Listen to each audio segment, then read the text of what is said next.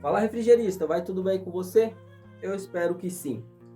Se você começou a trabalhar há pouco tempo como técnico de ar-condicionado, você já deve ter percebido que os ar-condicionados, principalmente os ar-condicionados inverter, eles sempre que dão um defeito, aparece alguns LEDs piscando ou na evaporadora ali, ou então na condensadora, mas aí na placa ou em algum display, caso ele tenha. Então você já deve ter percebido que muitas das vezes é necessário ter um conhecimento um pouquinho avançado para fazer testes em alguns componentes que estão plugados nas placas eletrônicas de ar-condicionado inverter. Neste vídeo eu vou falar para você quais os defeitos dos ar-condicionados inverter que você pode consertar sem precisar entender nada de eletrônica. Passou disso, aí não tem jeito. Tem que ser bancada com instrumentação e um conhecimentozinho de médio para avançado em eletrônica para poder resolver. Mas tem muita coisa que você, mesmo não entendendo nada de elétrica e nem eletrônica, vai poder resolver quando um ar-condicionado inverter parar de funcionar. Se esse assunto te interessa, assiste o vídeo até o final, que não vai demorar muito, mas já se inscreve no canal, deixa aquele like para fortalecer o nosso trabalho. Bora para a bancada então? Bom, eu montei aqui na bancada uma placa de um ar-condicionado da LG de 12.000 BTUs, tá? O bom dessa tecnologia é que se você aprender ar-condicionado inverter, né, a topologia, a tecnologia de um ar-condicionado inverter, por exemplo, em uma máquina da LG, quando você se deparar com uma Daikin, uma Fujitsu,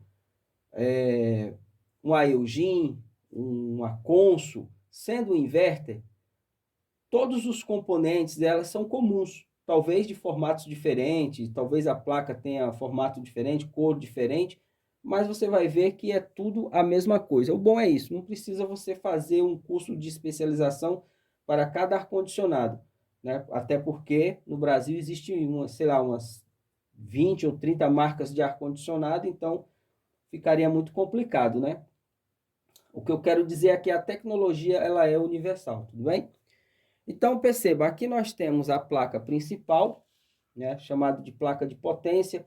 Existe condensadora que você pode encontrar 3 placas, no caso da Fujitsu, por exemplo, ou em outras, até mesmo piso-teto, cassete, máquinas de potências maiores, geralmente eles podem ter placas distintas, né? Uma só placa filtro, outra placa de potência.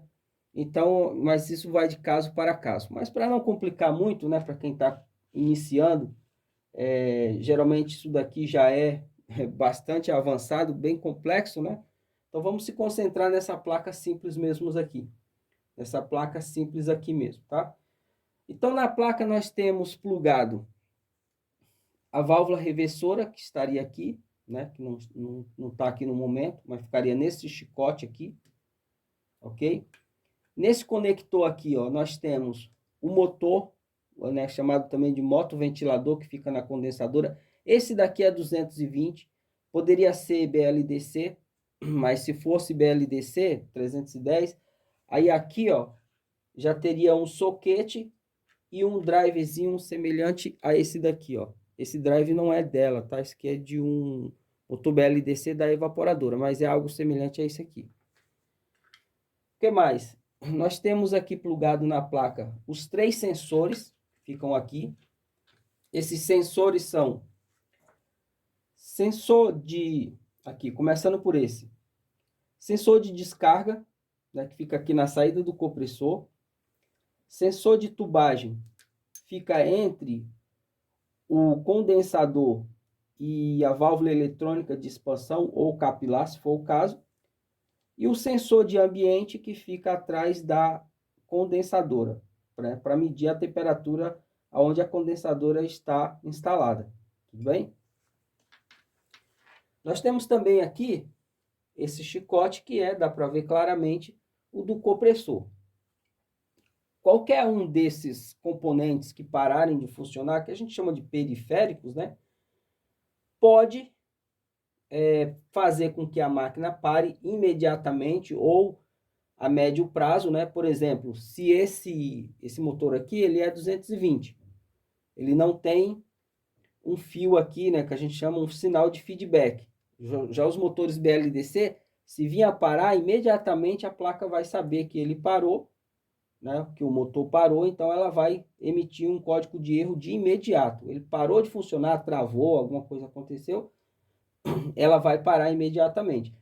Esses 220, quando o motor é 220, vai demorar, ela vai conseguir identificar um problema, vai, só que muitas das vezes não é de imediato, né? Porque ele não tem um feedback, mas se o motor da condensadora parou de funcionar, o que vai acontecer? O fluido refrigerante vai aquecer demasiadamente e muito provavelmente quem vai entrar em ação é o sensor de tubagem, que vai perceber uma temperatura elevadíssima aqui na descarga do compressor, né? Indicando que não está tendo troca de calor. Pode acontecer também aqui na região do IPM, né, que ele tem um dissipador de calor que é tirado pelo ventilador também, pode haver um superaquecimento, né, em relação à temperatura no IPM, ele também parar por aquecimento no IPM.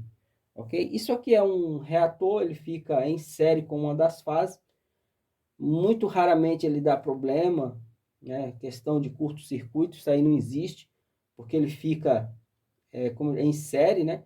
Que pode acontecer a oxidação aqui nos terminais, ok? E ainda falando de motoventilador, pelo fato dele ser 220, ainda tem um capacitor, tá? Que pode perder a capacitância e ele ficar fraco ou até parar de funcionar. Daí vai aquecer, vai ter um calor excessivo do mesmo jeito, tá? Então, se a gente for verificar aqui, a grosso modo, os erros que a gente poderia ter aqui seria o quê? O compressor em si, caso ele venha queimar a bobina ou coisa dessa natureza, né, que não tem a ver diretamente com a placa. O motor, qualquer um desses três sensores, a válvula reversora, tá?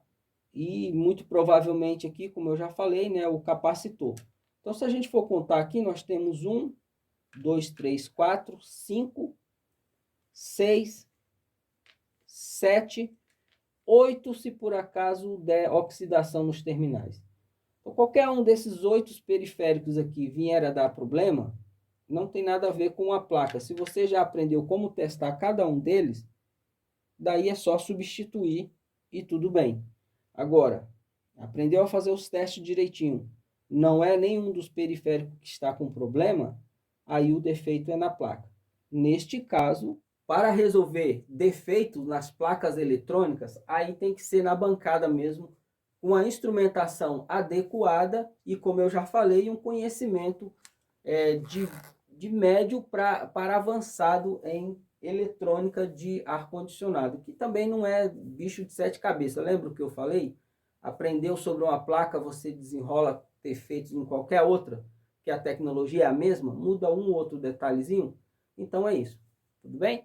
E para finalizar esse vídeo, se você, assim como eu, é o tipo da pessoa que não gosta de viver de dicas e macetes, pegando uma dicasinha aqui, outra ali, né, para poder ir juntando aquele quebra-cabeça, isso demora demais para você dominar um sistema, né, aquilo que você precisa aprender, né, muitas das vezes depende daquilo para pagar as contas. Se você, assim como eu, gosta de se especializar e mergulhar de cabeça naquilo que realmente você gosta e precisa aprender, eu gostaria de falar que eu tenho 2 cursos profissionalizantes com aulas práticas, um de instalação de ar-condicionado com 300 videoaulas e outro de conserto de placa, que já estamos com mais de 200 videoaulas, tá bom? Conserto de placa, 1 ano e meio de acesso, tá? Acesso ilimitado, grupo de WhatsApp, certificado, contato direto comigo. O outro tem 1 ano de acesso com 300 videoaulas e também tem um grupo de WhatsApp. Eu vou deixar o link do meu site aqui para que você avalie com calma os 2 cursos e veja qual deles possa te ajudar nesse momento aí de início na sua carreira aí como técnico de ar-condicionado. Uma coisa eu te falo, quando você domina a parte de instalação, a parte de mecânica e elétrica, é bacana, dá para ganhar um dinheiro massa.